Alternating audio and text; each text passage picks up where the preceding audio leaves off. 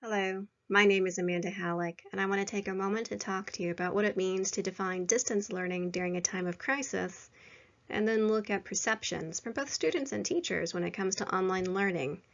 This is my literature review. The purpose for this review is because of COVID-19. I was personally impacted as a teacher as well as the parent to a middle schooler. With the stay-at-home orders and quarantine, I quickly realized that the educational continuity was being impacted with a lot of confusion and very little turnaround. So what does that mean? What's the fallout? And what should be done? This means then that my objectives or my research questions became, how does one define distance learning, online learning, and remote learning? Essentially, are those synonyms or are they not? My second research question is about impact, focusing on student anxiety and student engagement. And the third and fourth questions want to know, how do teachers perceive and how do students perceive online learning? The eligibility criteria when I'm looking for my resources, first and foremost had to be that they were either in or very well translated to the English language. I focused mostly on scholarly peer-reviewed articles, but I did pull a few local news articles to provide context. I made sure, though, that regardless of whether it was peer-reviewed or a news article, that the full text was available. The sources that I used for finding these primarily came from JMU's Academic Search Complete. Most of my articles came from the Taylor and Francis Online and EBSCOhost databases.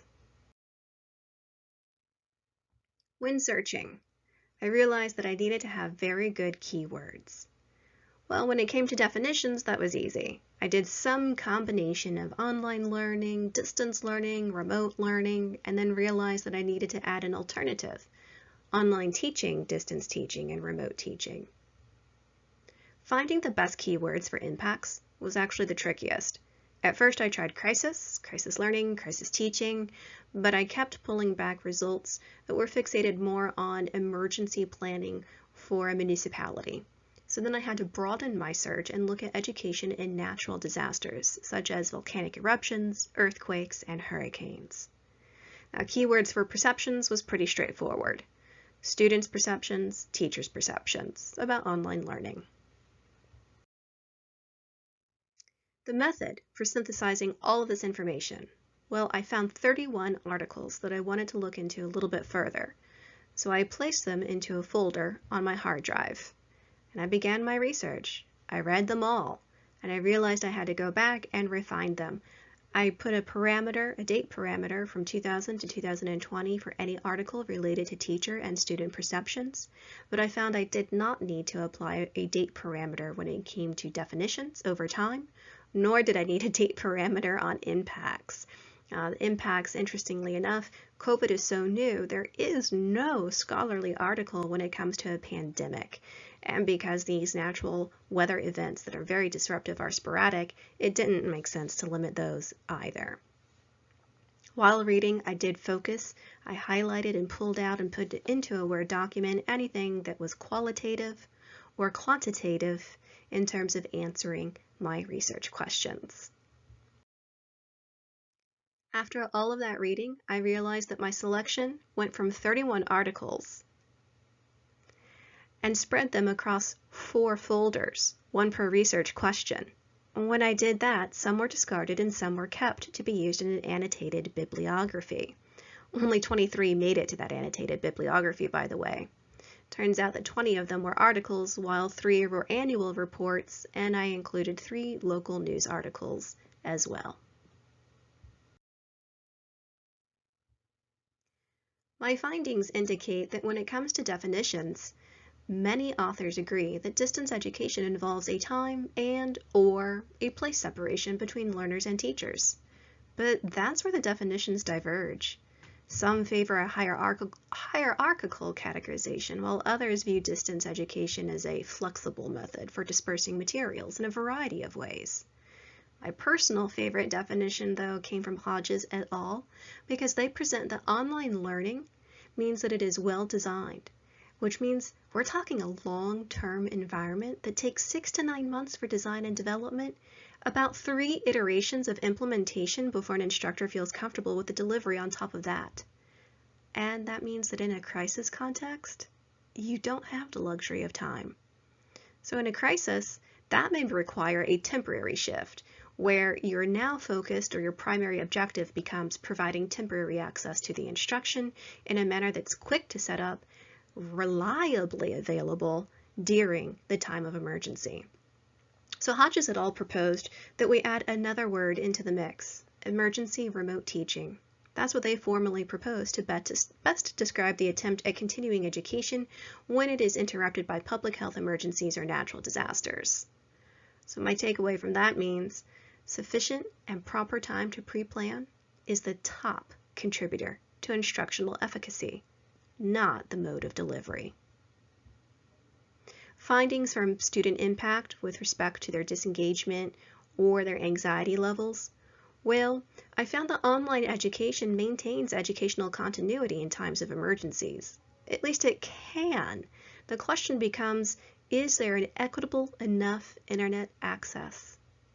Emergency disaster preparedness, situated in what the Japanese would refer to as seikatsu bozai, translated that means everyday life preparedness, is a very interesting pedagogy. It starts with knowing your circumstances before the crisis happens. Well, that highlights it's very important to know what not to do, just as much as you need to know what to do. Tulane University was very successful in reducing the negative impacts on their students. They were hit by Hurricane Katrina in 2005, and they made a decision that was rooted in a workflow already familiar to their students. That quick, logical decision demonstrates one way that a school can show resilience, provide their students with resilience, and reduce any feelings of anxiety or disengagement. Now, overall communication was the #1 theme for reducing any negativity on students. Redundant communication across multiple platforms. For teacher perceptions, fear of the unknown took forms such as feeling disconnected or isolated from others, and feeling that they had an inability to achieve the same goals online as they once accomplished in person. When it came to students, their top perceptions centered on isolation, anxiety, yearning for very clear and frequent communication, and having wild swings between boredom and feeling overwhelmed when the workload was not balanced. Frequent, timely, consistent feedback was what online students wanted the most. What exactly does that mean then? To summarize, the relevance means that any teacher, student, parent to a student, or administrator can find actionable items right now, and that is redundant communication. Hopefully they will find lessons and tips that they can take beyond the crisis. Implications of this research? You need to design for redundancy. You have to be aware of what you have access to, what you don't, and make sure that whatever kind of lesson you are creating can be implemented both in peaceful times and chaotic times. Limitations within this research include the teacher perceptions, which were exclusively autoethnographies. That means that they were self-reflections about what those particular authors went through personally. And of course, COVID-19 is just too new to have any scholarly articles on it yet. My takeaways from this research: whatever word you choose, you have to make sure that you explicitly define what your plan is. Don't assume that your audience will define distance, online, or remote teaching the same way you would. Reach out to your neighbors if they've gone through anything remotely similar. What worked for them? What didn't? What would they recommend for you? Don't reinvent the wheel, and always know what's available to you and simply what's not. Know the infrastructure in your community. When you're planning your lessons, you always have to make sure you have a plan B as part of that redundancy, and make sure you understand that because online education cannot be a blanket solution due to disparate impact with access, you have to turn to more traditional correspondence, whether that be postal mail, radio, television, or something else.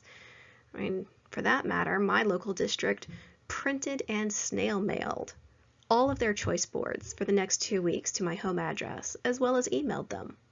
refrain from assuming that online is the best choice.